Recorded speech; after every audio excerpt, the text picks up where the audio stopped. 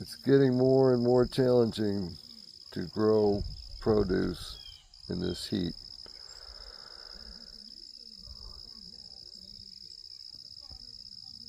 It's early August and we still got a lot more heat to endure, usually probably till the end of August. So these are going to stay in this seed tray as long as possible. They do have a 81-day maturity date. So in this seed tray, we could still count those days. So when I finally get it in the ground, it's going to be like a foot tall, maybe bigger. And we'll have some fall golden bantam corn. Here we have my golden bantam corn, and it's got some cornworm damage. I must have sprayed the BT just a hair late. And that's a approved pesticide for organic, BT.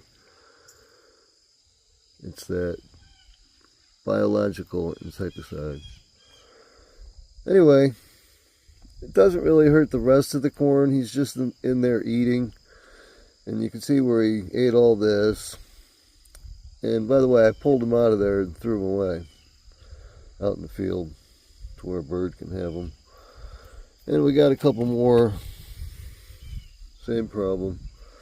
It's kind of typical. The later you plant your corn in the summer, the more problems you're going to have with cornworms.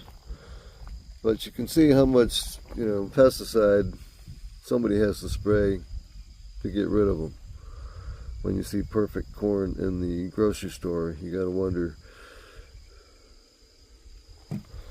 Here we have a piece of corn that was picked too early. It's still edible, but it's a little green. I'm sure it's full of vitamins, but notice how perfect it is from hand pollinating, more than likely. It's nice and cool now. It's about 68 degrees, but the sun hasn't come up yet.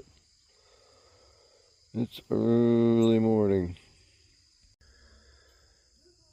So how do the cornworms get in there? Do they crawl up the stalk? No. What happens is a moth lays eggs on the silk. And when the eggs hatch, it's cornworms. The good news is that there's usually just one cornworm in there, because they actually have a fight before they go in there, and the strongest one wins, and that cornworm makes its way in and eats away. So it's not as if the whole ear is like full of worms and they're going to pop out everywhere. It's just one cornworm getting in there, but they can do a lot of damage. And they're going to wait until it starts to get ripe before they start eating.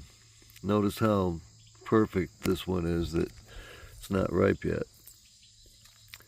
I'm not sure if that's actually edible or not. It's pretty green, but it came off accidentally when I pulled down on one of these other ears of corn. So here we are.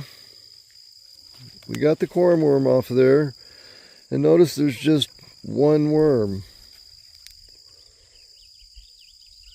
So we're just gonna, I could brush all that stuff off, but I'm just gonna go ahead and leave it.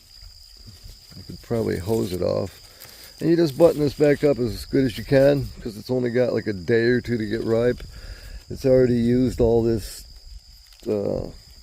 silk, because the kernels look great. It's just that they're not ripe yet. They got a couple more days.